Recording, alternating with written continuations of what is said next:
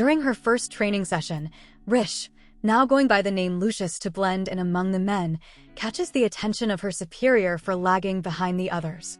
Later, we see that the princess's request to Theodore was to be included in the training of knight candidates as a man. The young woman finds it strange and questions why her sister-in-law doesn't hire a private tutor instead of orchestrating this whole arrangement. Rish believes that a private tutor would probably be more gentle with her as a maiden, and she doesn't want them to go easy on her or show favoritism. She prefers to blend in with the men for truly rigorous training. Initially, the prince rejects getting involved in this confusion, but soon he remembers it would be a great opportunity to shock his brother, including his wife in the selection of knights by pretending to be a man. Rish doesn't wish to shock the prince, but Theodore insists. He's eager to see the surprised look on his brother's face. And indeed, this would be yet another thing that Arnold would be surprised about, although he should expect surprises from Rish by now. Back to the present moment, Rish is resting, panting, surprised that this is only basic training in Gakkai. One of her fellow trainees emerges. His name is Fritz, and he keeps Rish company. Starting a conversation, he mentions he comes from a city called Sutina, a northern port region where Koyal's ship docked.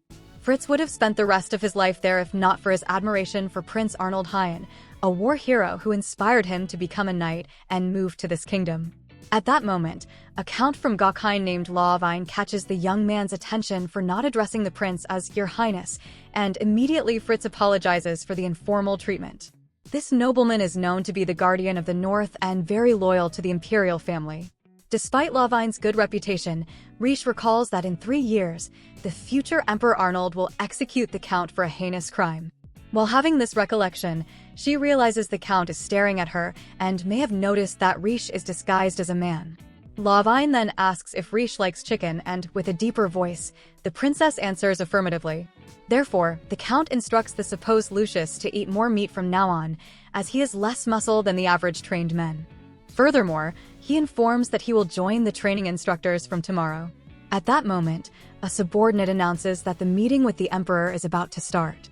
After that, we see Rish going to a hut, removing her disguise, and returning to the imperial mansion, entering through the window by a rope.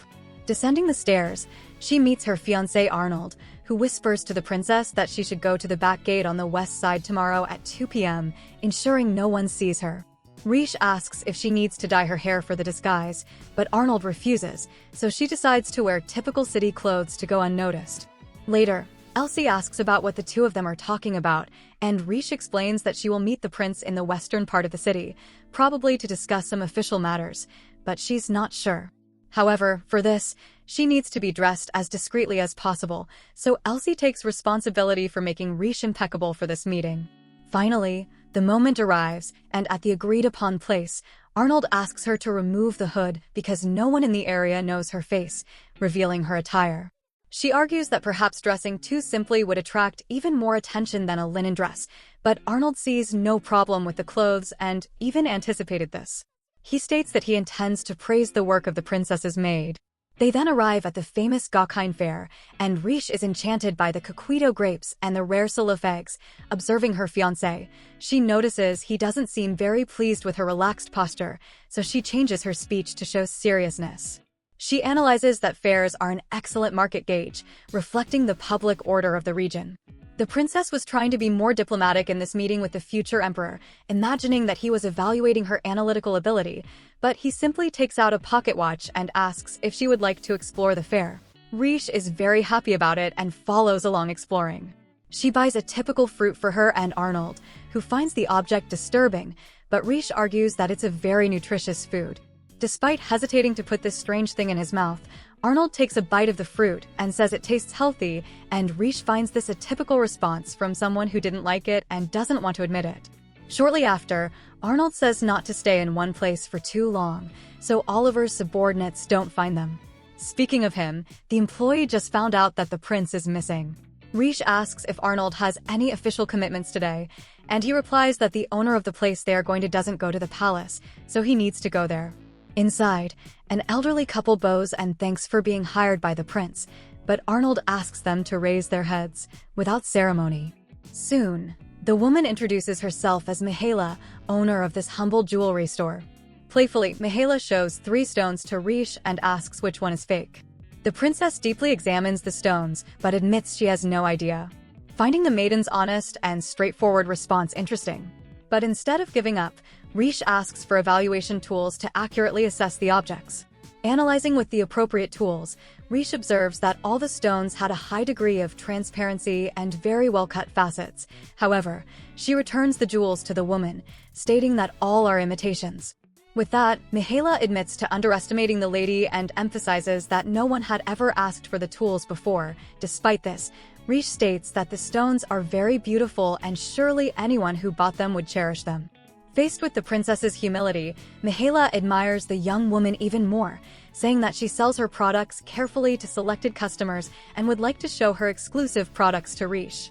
Arnold asks the jewelry store owner to give his fiancée whatever she wants, and Rishe is confused, thinking she was there to fulfill a wish from Arnold. In fact, she was, but the prince's wish is to give a ring to his beloved, which will be delivered during the wedding ceremony.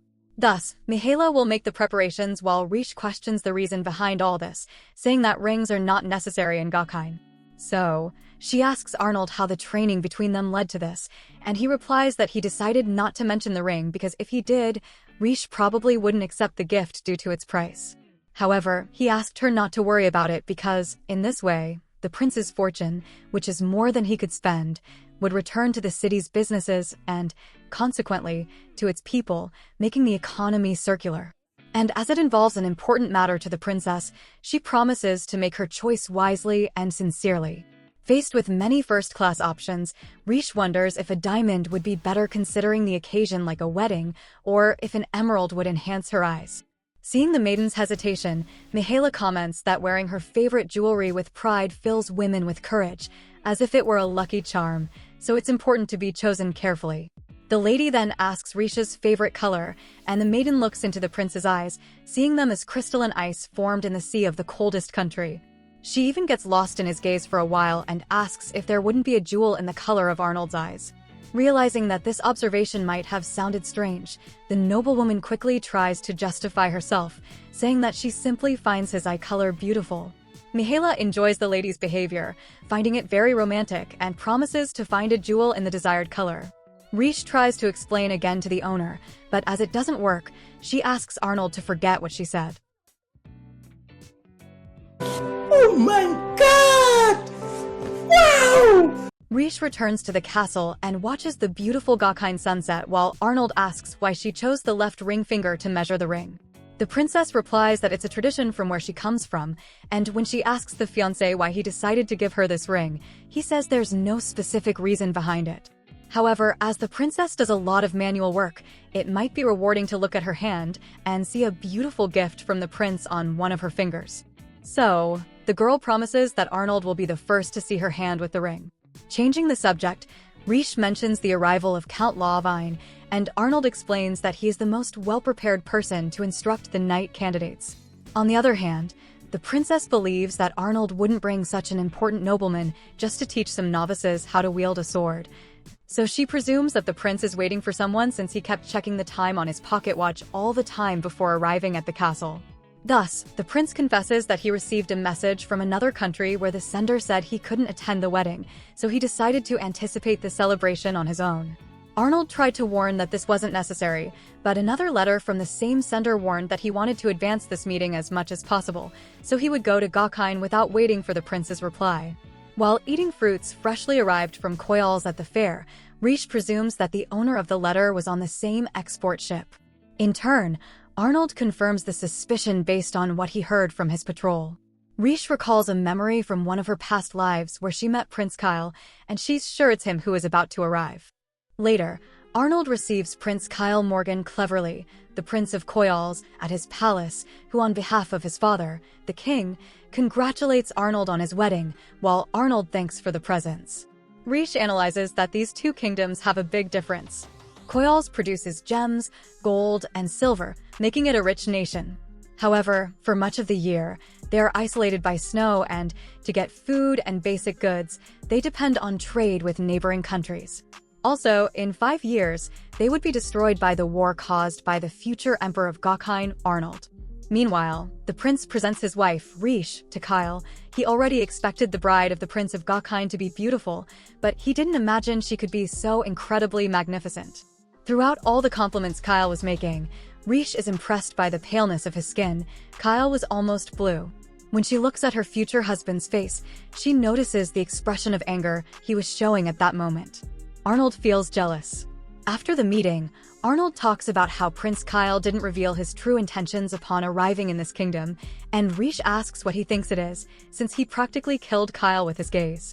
Then Arnold reveals that he learned that Kyle brought several scholars from Koyals, and this information triggers a memory in Rishe of when she treated the prince in the freezing cold of the far north in her past life as a doctor. Meanwhile, Arnold asks if Rishe wants to be present at the next meetings with a nobleman from the neighboring country, and she reveals that she has a medicine that could help the frail health of the Prince of Koyals if the scholars accept the suggestion. It won't be necessary to drug Kyle's food. So the princess says it's just a joke, but Arnold isn't so sure coming from her.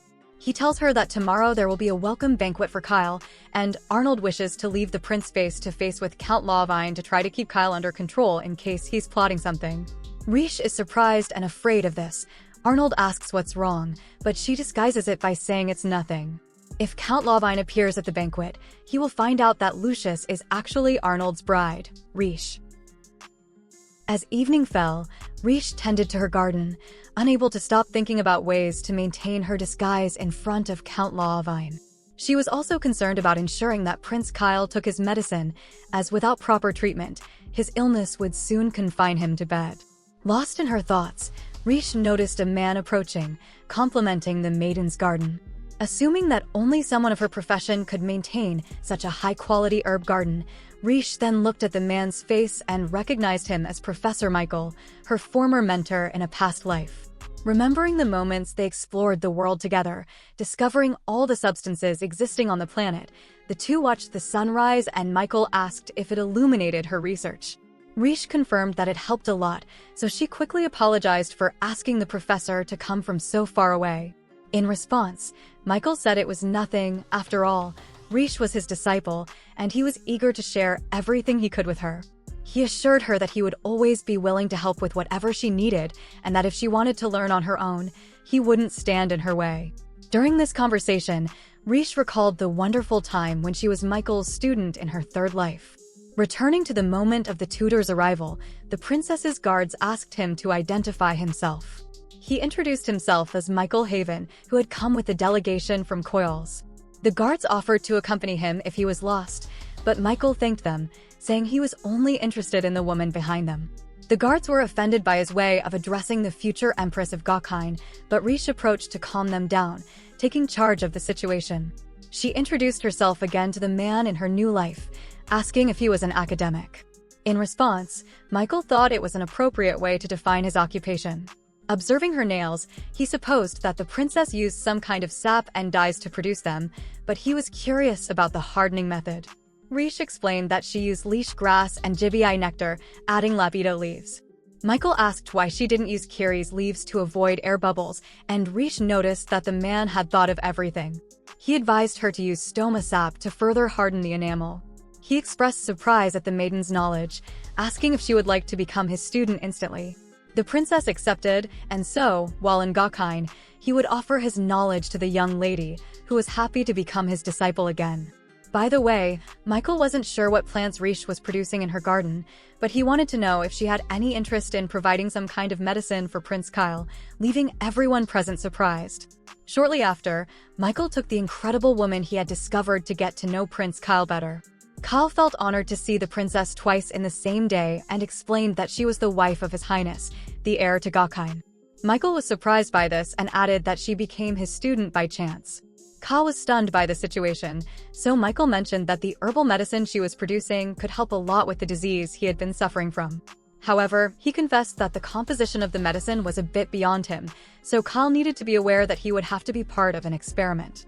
Rishe was concerned about Kyle's reaction to the way the professor communicated this, but the prince didn't hesitate to accept the condition, as his greatest wish was to get rid of this illness that had been tormenting him for so long, and he would do anything to achieve it. Therefore, Rishe proposed to finalize the medication. She showed the medicine to the prince, but warned him that the taste was extremely repulsive. Michael assured the young man that he wouldn't have any trouble facing it, and Kyle himself reaffirmed this position. Then, the professor quickly opened the lid and poured the formula into his mouth without mixing it with water beforehand, leaving Rishe desperate to see the young nobleman struggling to swallow the substance. Michael was curious and asked what it tasted like, and Kyle explained that it was bitter and sour, mixed with the smell of stable horses, but that when swallowed it became sweeter, like a type of mucus. Having to hear that, Rishe said that the young man didn't need to go into so much detail, then asked the soldier for water.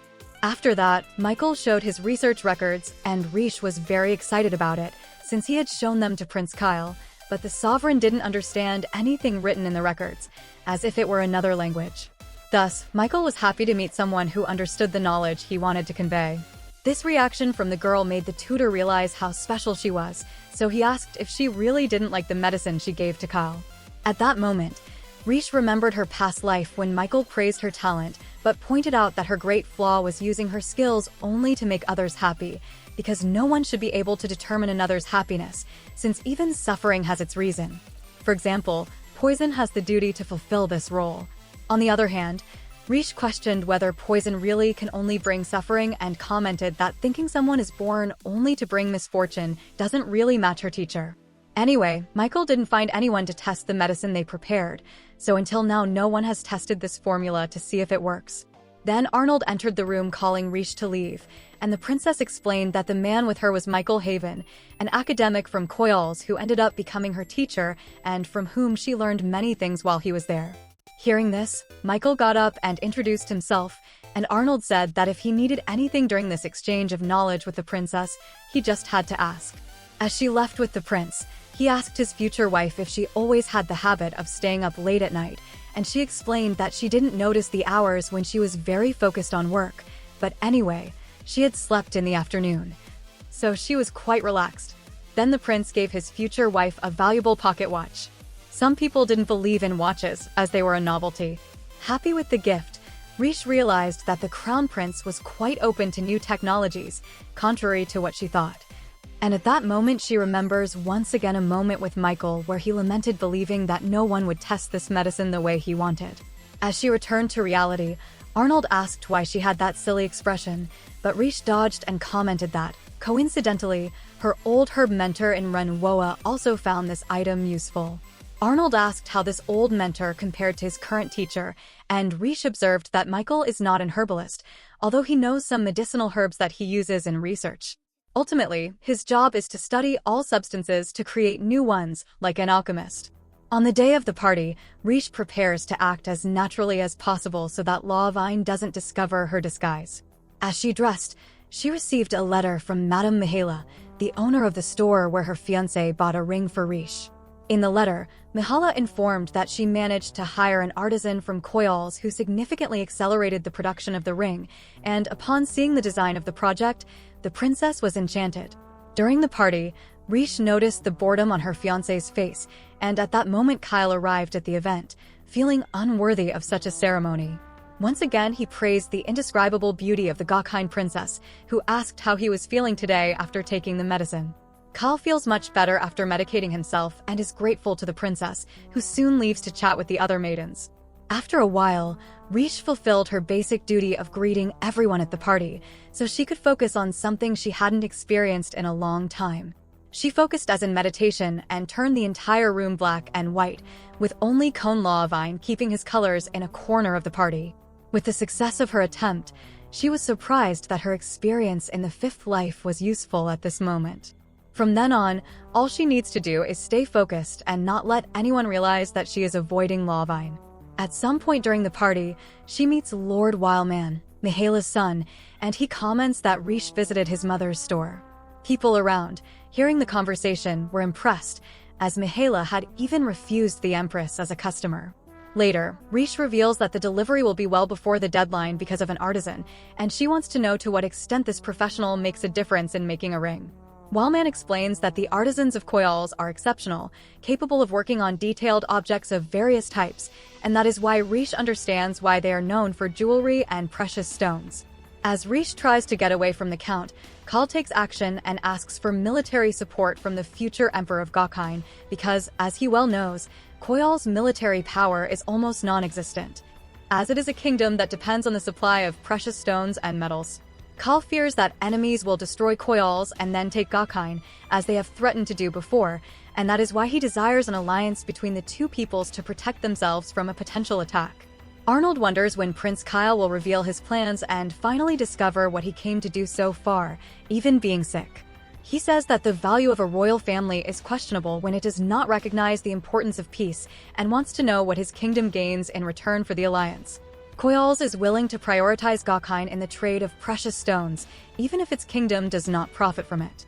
Watching the conversation, Rishe regrets that Kyle is so direct to this point and does not know how to negotiate without revealing all the points.